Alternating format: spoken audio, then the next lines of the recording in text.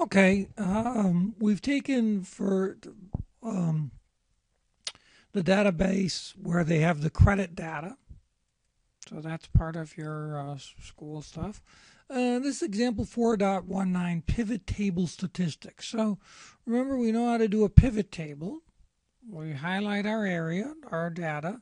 We got to make sure that there's no open spaces and all that in our data. So we can't have blank spaces and that stuff in our data. We say insert pivot table, and I'm going to put it on a new worksheet. And there's the pivot table we have. And let's say we want to know the amount of checking and the amount of savings by job type.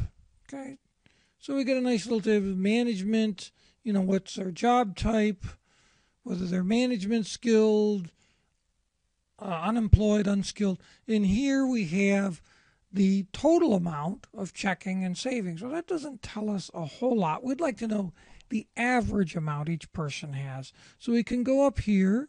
I clicked on that and say value of the field. And now we have lots of options. We can count. We can get the max min. We can get the standard deviation, the variance, all sorts of statistics.